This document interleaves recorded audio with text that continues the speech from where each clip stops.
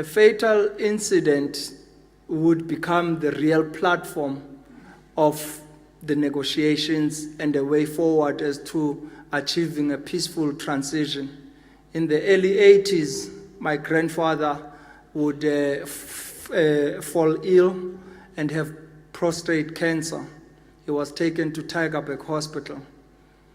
And in that hospital, government hospital, a certain Kubi Kutse would come and visit him. He was the Minister of Defense at the time. And Kubi Kutse says to him, Matiba, how do you and I resolve such complexities in our country?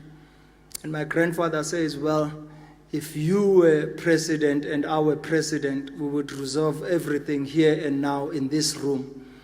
But the unfortunate circumstances of that is that the ANC is in Lusaka, and the head of the ANC is Oliver Reginald Tambo. The head of the state here in South Africa is P.W. Botha, and not yourself. For any peaceful transition, the government needs to go to Lusaka and engage with the ANC in exile. It would be there that the apartheid regime would realize the need to start having talks with the ANC. And it was then Kubi Kutse that would secretly have talks with the Afrikaner business community that would then go to Accra to have the first initial talks with the ANC in trying to understand their policies and what change meant to them. That laid the foundation for more talks. While my grandfather was in prison, I would find myself in a very awkward position as a young man in Soweto during June 16, when we were commemorating the spirit of the 1976 youth. We would go around the township banning everything that represented the apartheid regime. All the buses that came into the township, the administration buildings that were in the townships, we burned them down. And suddenly I will hear on the streets, power, power, viva Mandela, viva Mandela. And I thought to myself, why are these people echoing our family name? I come back at home and I tell my father, you know, the people were saying viva Mandela, viva ANC. Why do they keep shouting our family name? My father understood that I didn't have the connection. And he asked my aunt Zinzi to take me on a journey of self-discovery.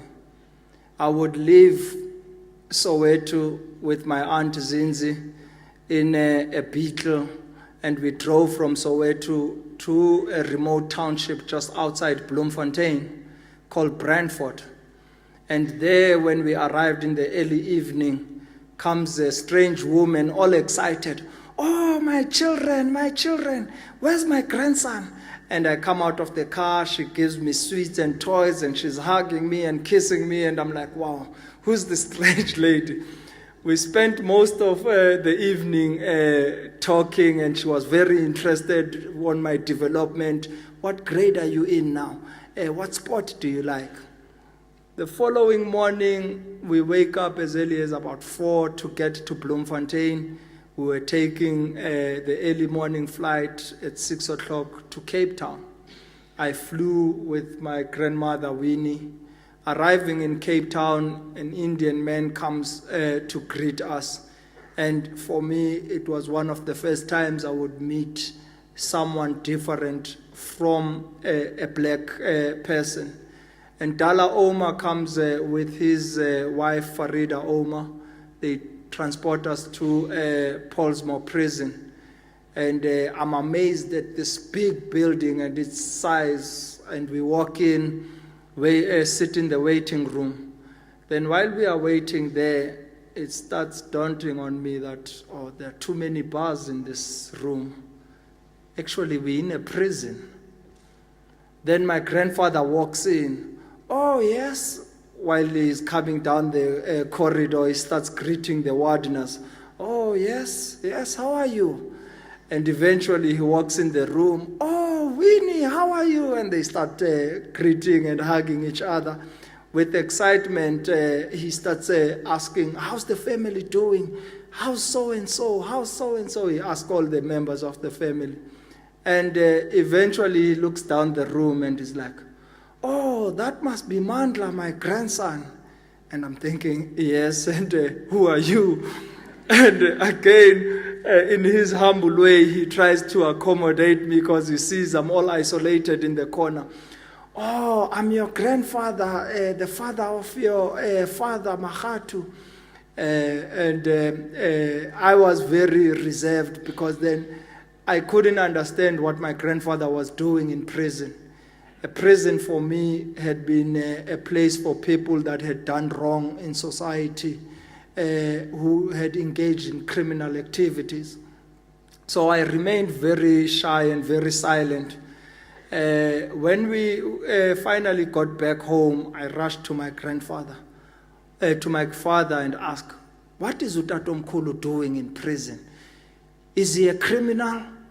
And my father realized that that connection he needed hadn't happened and started conscientizing me as to what my grandfather's role had been, how he dedicated his life to the struggle of his people and committed himself to liberating his people. We would, from time to time, get letters from him. I think one of the best gifts I've ever received